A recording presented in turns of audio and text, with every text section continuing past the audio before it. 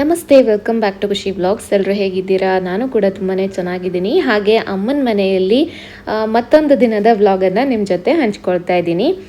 ಇವತ್ತು ನಾನು ತುಂಬ ದಿನದಿಂದ ಅಂದ್ಕೊಳ್ತಾ ಇರೋ ಒಂದು ಕನಸು ನನಸಾಗ್ತಿದೆ ಅಂತಲೇ ಹೇಳ್ಬೋದು. ನಾನು ಊರಿಗೆ ಹೋದಾಗ ಹೊರಗಡೆ ಒಂದು ಏನಾದರೂ ಅಡುಗೆ ಮಾಡಬೇಕು ಪ್ರಕೃತಿ ಮಧ್ಯದಲ್ಲಿ ಅಂತ ಅಂದ್ಕೊಂಡು ಒಂದು ಒಲೆ ಎಲ್ಲ ಬೆಂಗಳೂರಿಂದ ಆನ್ಲೈನಲ್ಲಿ ಆರ್ಡ್ರ್ ಮಾಡಿ ತಗೊಂಡು ಹೋಗಿದ್ದೆ. ಸೊ ಅಲ್ಲಿ ಹೋದಾಗ ಅಮ್ಮನ ಹತ್ರ ಕೇಳಿದೆ ಏನು ಮಾಡೋಣ ಇವತ್ತು ಅಂತ.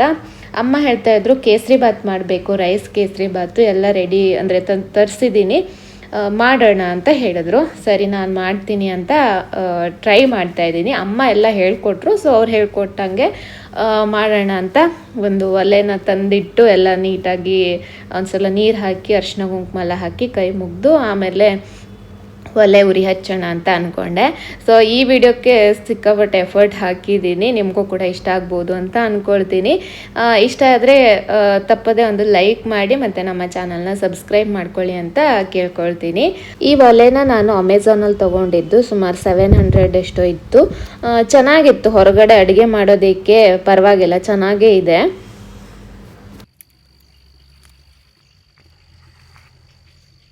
ಬೆಂಕಿ ಉರಿ ಆಗೋದಕ್ಕೆ ಒಂದು ಸ್ವಲ್ಪ ಸಮಯ ತಗೊಂತು. ಇವಾಗ ಚೆನ್ನಾಗಿ ಉರಿತಾ ಇದೆ. ನಾನು ಅಕ್ಕಿನ ತೊಳ್ಕೊಂಡು ಅನ್ನ ಮಾಡೋದಕ್ಕೆ ಇಡ್ತಾ ಇದ್ದೀನಿ.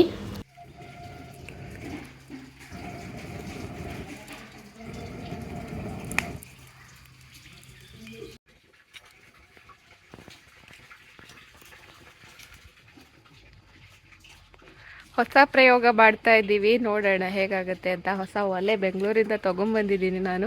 ಹಳ್ಳಿಯಲ್ಲಿ ಹೊರಗಡೆ ಅಡುಗೆ ಮಾಡೋಣ ಅಂತ.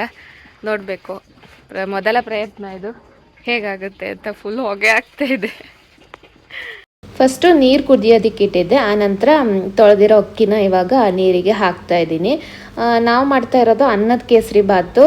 ನಮ್ಮ ಕಡೆ ಎಲ್ಲ ಕೇಸರಿ ಬಾತ್ ಮಾಡೋದಕ್ಕೆ ಅಕ್ಕಿ ಬೇರೆಯೇ ಸಿಗುತ್ತೆ. ಅಂದರೆ ಕೇಸರಿ ಬಾತ್ ಮಾಡೋ ಅಕ್ಕಿ ಅಂತ ಕೇಳಿದ್ರೆ ಪೇಟೆಯಲ್ಲಿ ಕೊಡ್ತಾರೆ ಅಂತ ಅಮ್ಮ ಹೇಳ್ತಾ ಇದ್ರು. ಆ ಅಕ್ಕಿನ ಅಮ್ಮ ತರಿಸಿಟ್ಟಿದ್ರು. ನಮ್ಮ ಕಡೆ ಎಲ್ಲ ಕೇಸರಿ ಬಾತು ಅಂದರೆ ದೊಡ್ಡ ಕಜ್ಜಾಯ, ಅಂದರೆ ಮದುವೆ ಮನೆಗಳಲ್ಲಿ ಮತ್ತು ದೊಡ್ಡ ದೊಡ್ಡ ಫಂಕ್ಷನ್ ಆಗುವಾಗ, ಈಗ ಚಿಕ್ಕ ಚಿಕ್ಕ ಫಂಕ್ಷನ್ಗೂ ಮಾಡ್ತಾರೆ, ಅದು ಬೇರೆ. ಬಟ್ ನಮ್ಮ ಕಡೆ ಅದೊಂದು ದೊಡ್ಡ ಕಜ್ಜಾಯ ಅಂತಲೇ ಹೇಳ್ಬೋದು. ಈ ಕಡೆ ಎಲ್ಲ ಕೇಸರಿ ಬಾತು ಅಂದರೆ ರವೆ ಕೇಸರಿ ಬಾತು ಅಂತ ಅಂದ್ಕೊಳ್ತಾರೆ. ನಮ್ಮ ಕಡೆ ಅಕ್ಕಿಯಿಂದ ಮಾಡೋದು ಅನ್ನದ ಕೇಸರಿ ಬಾತೇ ಫೇಮಸ್ಸು. ಅದನ್ನು ನಾವು ಟ್ರೈ ಮಾಡ್ತಾ ಇದ್ದೀವಿ. ಅಮ್ಮ ಹೇಳ್ಕೊಟ್ಟಾಗೆ ಮಾಡಿದ್ರಿಂದ ಚೆನ್ನಾಗಿ ಬಂತು. ಇಲ್ಲಿ ನಾವು 2 ಲೋಟದಷ್ಟು ಅಕ್ಕಿನ ಬಳಸ್ಕೊಂಡಿದ್ದೀವಿ. ಅನ್ನ ಬೆಂತ ಅಂತ ತೆಗೆದು ನೋಡ್ತಾ ಇದ್ದೆ. ಅನ್ನ ಚೆನ್ನಾಗಿ ಬೇಯಬೇಕು, ಅಂದರೆ ಅದು ಗಟ್ಟಿನೂ ಆಗಬಾರ್ದು, ತುಂಬ ಮೆತ್ತಗೂ ಆಗಬಾರ್ದು, ಕರೆಕ್ಟಾಗಿ ಅದು ಬೇಯಬೇಕು ಅಂತ ಅಮ್ಮ ಹೇಳ್ಕೊಟ್ರು. ಅದೇ ಪ್ರಕಾರ ಅನ್ನ ಆದಮೇಲೆ ಅದನ್ನು ಬಾಗಿಸಿ ಇಟ್ಟಾಯಿತು, ನೀರು ತೆಗಿಬೇಕಲ್ಲ, ಸೊ ಬಾಗಿಸಿ ಇಟ್ಟಾಯಿತು. ಇವಾಗ ಗೋಡಂಬಿ, ದ್ರಾಕ್ಷಿ ಎಲ್ಲನೂ ನಾನು ಕಟ್ ಮಾಡಿ ಇಟ್ಕೊಳ್ತಾ ಇದ್ದೀನಿ. ಹಾಗೆ 2 ನಿಂಬೆಹಣ್ಣು, ಹಾಗೆ ಒಂದು ಸ್ವಲ್ಪ ಉಪ್ಪು, ಅದನ್ನು ಸ್ಟೀಲ್ ಲೋಟದಲ್ಲಿ ಹಾಕಿಟ್ಕೊಂಡಿದ್ದೀನಿ. ಇವಾಗ ನಿಂಬೆಹಣ್ಣಿನ ರಸನ ಅದಕ್ಕೆ ಸೇರಿಸಿ ಇಟ್ಕೊಳ್ತೀನಿ. ಇದು ಕೇಸರಿ ಬಾತ್ ಇನ್ನೇನಾಗುತ್ತೆ ಅನ್ನುವಾಗ ಹಾಕೋದಕ್ಕೆ ಎಲ್ಲ ತಯಾರಿ ಮಾಡ್ಕೊಂಡಿರೋದು. ಅನ್ನ ಅಂದರೆ ಸ್ವಲ್ಪ ಬಿಸಿ ಆರಲಿ ಅಂತ ಹಾಗೆ ತೆಗೆದು ಇಟ್ಕೊಂಡಿದ್ದೆ. ಇವಾಗ ಮುಂದಿನ ಪ್ರೊಸೆಸ್ ಏನು ಅಂದರೆ ಸಕ್ಕರೆ ಎಲ್ಲ ಇದಕ್ಕೆ ಅಳತೆ ಮಾಡ್ಕೋಬೇಕು. ಅಳತೆನ ಕರೆಕ್ಟಾಗಿ ಹಾಕೋದ್ರಿಂದ ಅಂದರೆ ಚೆನ್ನಾಗಾಗುತ್ತೆ. ತುಪ್ಪನೂ ಅಷ್ಟೇ ಬೇಕಾಗುತ್ತೆ ಇದಕ್ಕೆ. ನೋಡಿ, ಇಲ್ಲೆಲ್ಲ ಉಪ್ಪು ಮತ್ತು ನಿಂಬೆಹಣ್ಣಿನ ರಸ ಮತ್ತು ಗೋಡಂಬಿ, ದ್ರಾಕ್ಷಿ, ಅನ್ನ ಇಷ್ಟು ಕರೆಕ್ಟಾಗಿ ರೆಡಿ ಆಯಿತು.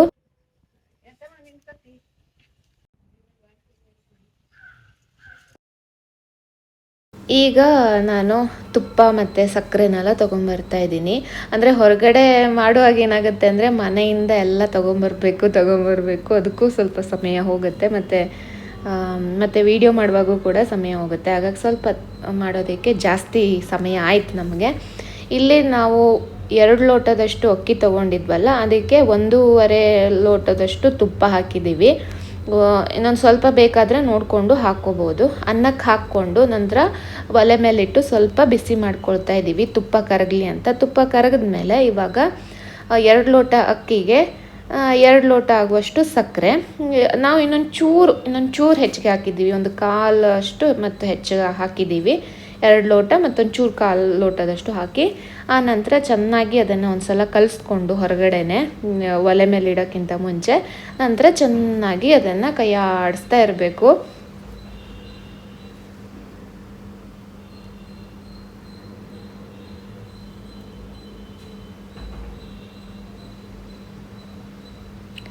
ಅನಗ ಕೂಡ ಮಧ್ಯೆ ಮಧ್ಯೆ ಬರ್ತಾ ಇದ್ಲು, ಎಷ್ಟೊತ್ತಿಗೂ ಅಮ್ಮಂದು ಇದು ಮುಗಿಯೋದೇ ಇಲ್ಲ ಅಂಥೇಳಿ.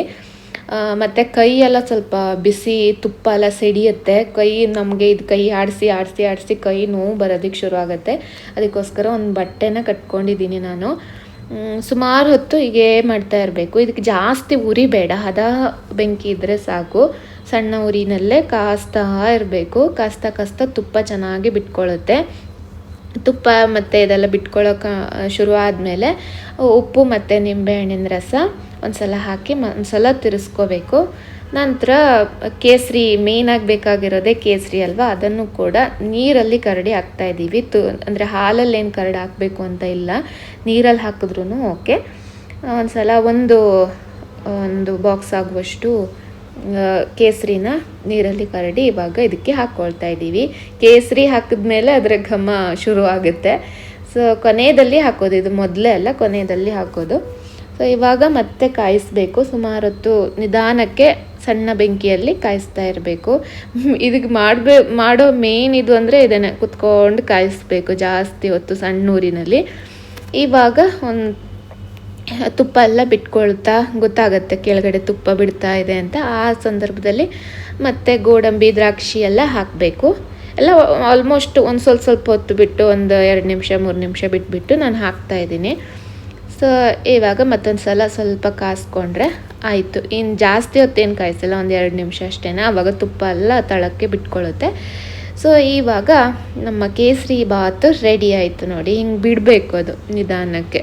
ಸೊ ಇವಾಗ ಕೇಸರಿ ಬಾತು ರೆಡಿ ಆಗೋಯ್ತು. ಇವಾಗಲೂ ಕೂಡ ಬಾಯಲ್ಲಿ ನೀರು ಬರ್ತಾ ಇದೆ. ನಮಗೆಲ್ಲ ಸ್ವೀಟ್ ಅಂದರೆ ಸಖತ್ ಇಷ್ಟ. ನಮ್ಮ ಮನೇಲಿ ಸ್ವೀಟ್ ಎಲ್ಲರೂ ತಿಂತಾರೆ. ಸೊ ಹಾಗಾಗಿ ಅಂದರೆ ಕೆಲವೊಬ್ಬರಿಗೆ ಸ್ವೀಟ್ ತಿನ್ನಲ್ಲ ಅಂತ ಹೇಳ್ತಾರಲ್ವ, ಹಾಗಲ್ಲ, ನಮ್ಮ ಮನೇಲಿ ಜಾಸ್ತಿ ಸ್ವೀಟೇ ತಿನ್ನೋದು. ಬಟ್ ಆರೋಗ್ಯದ ದೃಷ್ಟಿಯಿಂದ ಸ್ವಲ್ಪ ಕಂಟ್ರೋಲ್ ಮಾಡೋದಕ್ಕೆ ಟ್ರೈ ಮಾಡ್ತೀವಿ ಅಷ್ಟೇ. ಬಟ್ ಎಲ್ರಿಗೂ ಇಷ್ಟ.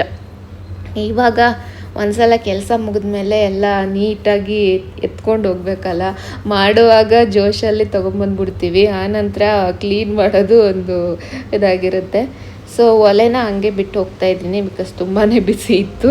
ಮಿಕ್ಕಿದ್ದೆಲ್ಲ ಒಂದೊಂದೇ ಎಲ್ಲ ತೊಗೊಂಡು ಹೋಗೋಣ ಅಂತ ಅಂದ್ಕೊಂಡೆ. ಸಖತ್ ಎಫರ್ಟ್ ಹಾಕಬೇಕಾಯ್ತು ಇದಕ್ಕೆ ಮಾತ್ರ. ಬಟ್ ತುಂಬ ಖುಷಿ ಆಯಿತು ಹೊರಗಡೆ ಈ ಥರ ಮಾಡಿದ್ದು ಅಡುಗೆ ಮಾತ್ರ. ಮನೆ ಒಳಗಡೆ ಒಂದು ಪಾತ್ರೆಯಲ್ಲಿ ಹಾಕಿಟ್ವಿ, ಚೆನ್ನಾಗಿ ತುಪ್ಪ ಬಿಟ್ಕೊಂಡು ಆಹಾ ಒಂಥರ ಹತ್ತಿ ಹಣ್ಣು ಥರ ಇತ್ತು. ಇವಾಗ ಅಪ್ಪ ನನಗೆ ಈ ಥರದ್ದೊಂದು ಬಾಳೆ ದೊನ್ನೆ ಮಾಡಿಕೊಟ್ಟಿದ್ರು, ಅದರಲ್ಲಿ ಹಾಕ್ತಾಯಿದ್ದೀನಿ. ಎಲ್ರಿಗೂ ದೊನ್ನೆಯಲ್ಲಿ ಇವತ್ತು ಈ ಬಿಸಿ ಬಿಸಿಯಾದ ರುಚಿಯಾದ ಕೇಸರಿ ಬಾತು ತಿನ್ನೋದಕ್ಕೆ ಸಾಧ್ಯ ಆಯಿತು. ತುಂಬ ಚೆನ್ನಾಗಿತ್ತು ಆ್ಯಂಡ್ ಎಕ್ಸ್ಪೀರಿಯನ್ಸು ಚೆನ್ನಾಗಿತ್ತು.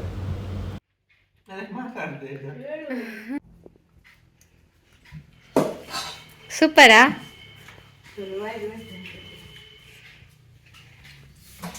ನಾನು ಕೇಳೋದಿದ್ದು ಮತ್ತೆ ಎಲ್ಲವೂ ಸರಿ ಇದ್ದು ಆಯ್ತು, ಯಾವುದು ಕುಂದಿಲ್ಲ ಅಂತ ಹೇಳಿ.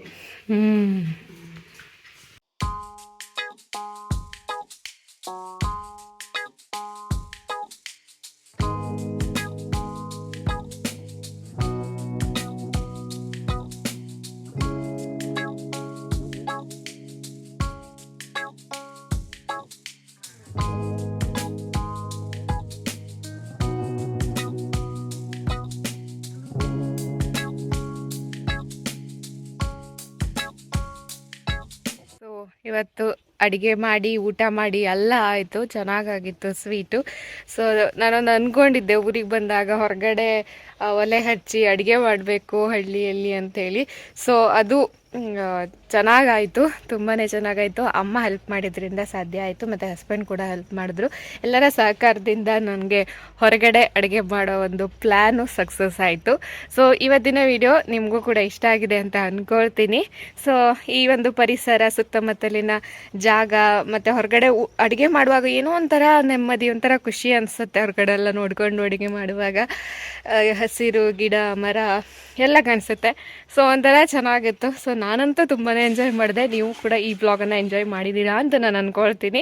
ಇಷ್ಟ ಆದರೆ ಲೈಕ್ ಮಾಡಿ, ಹಾಗೆ ನಮ್ಮ ಚಾನಲ್ನ ಹೊಸದಾಗಿ ನೋಡ್ತಾ ಇದ್ದರೆ ಸಬ್ಸ್ಕ್ರೈಬ್ ಮಾಡ್ಕೊಳ್ಳಿ. ಹಾಗೆ ಸಬ್ಸ್ಕ್ರೈಬ್ ಮಾಡದೆ ನೋಡ್ತಾ ಇದ್ದರೆ ಸಬ್ಸ್ಕ್ರೈಬ್ ಮಾಡಿಕೊಂಡು ನೋಡಿ ಅಂತ ಕೇಳ್ಕೊಳ್ತಾ ಇವತ್ತಿನ ವಿಡಿಯೋವನ್ನು ನಾನು ಮುಗಿಸ್ತಾ ಇದ್ದೀನಿ. ಸಿಗೋಣ ಮುಂದಿನ ಒಂದು ಹಳ್ಳಿ ವಿಡಿಯೋದೊಂದಿಗೆ. ಅಲ್ಲಿವರೆಗೂ ನಿಮ್ಮೆಲ್ರಿಗೂ ಕೂಡ ಧನ್ಯವಾದ. Thank you.